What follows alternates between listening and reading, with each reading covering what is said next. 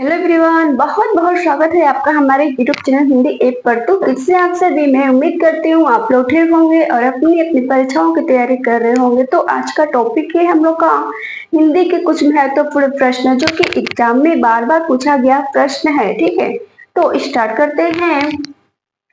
One question है, इतिहास के प्रति भारतीय दृष्टिकोण किस प्रकार का रहा है। ठीक है, इतिहास के प्रति दृष्टिकोण किस प्रकार का रहा है, इसका सही आंसर है आदर्श मूलक एवं अध्यात्मवादी। ठीक है, आदर्श मूलक एवं अध्यात्मवादी रहा है। तो क्वेश्चन है, हिंदी साहित्य की भूमिका के लेखक कौन है। हिंदी साहित्य की भूमिका के लेखक हैं हजारी प्रसाद द्विवेदी जी। ठीक है, कौन है?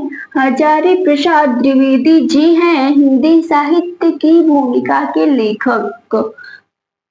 क्वेश्चन है, हिंदी साहित्य के इतिहास लेखन की परंपरा का सूत्रपात किसने किया था। ठीक है, हिंदी साहित्य के इतिहास लेखन की परंपरा का सूत्रपात गार्षद तासी ने किए थे।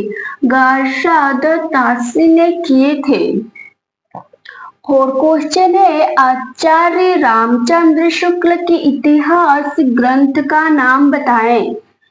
आचार्य रामचंद्र शुक्ल के इतिहास ग्रंथ का नाम है हिंदी साहित्य का इतिहास। क्या है?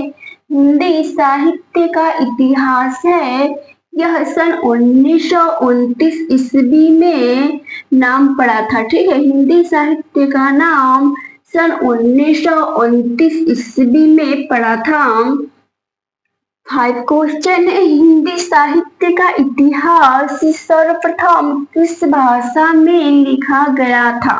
ठीक है, हिंदी साहित्य का इतिहास फ्रेंच भाषा में लिखा गया था। ठीक है, किस भाषा में? फ्रेंच भाषा में लिखा गया था।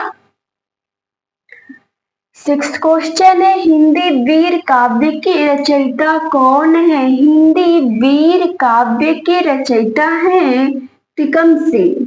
कौन है? टिकम सिंह है।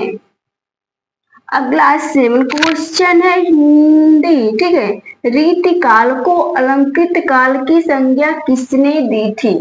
रीति काल को अलंकृत काल की संज्ञा मिश्र बंधु ने दिए थे। ठीक है, हिंदी में रीति काल को अलंकृत काल की संज्ञा मिश्र बंधु ने दिए थे। ठीक है, अगला 8 क्वेश्चन है, जगनिक द्वारा रचित वीर रस प्रधान ग्रंथ का नाम बताएं।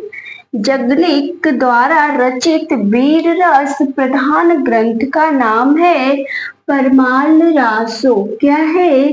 परमाल रासो है। अगला 9 क्वेश्चन है, आदि काल में मनोरंजक साहित्य की रचना किसने की थी। आदि काल में मनोरंजक साहित्य की रचना अमीर खुसरो ने किए थे। ठीक है, कौन किए थे? अमीर खुसरो ने किए थे।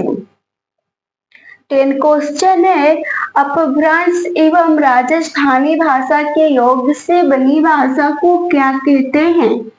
अपभ्रंश और राजस्थानी भाषा को मिलाने से कौन सी भाषा बनती है? डिंगल। ठीक है, डिंगल भाषा बनी है।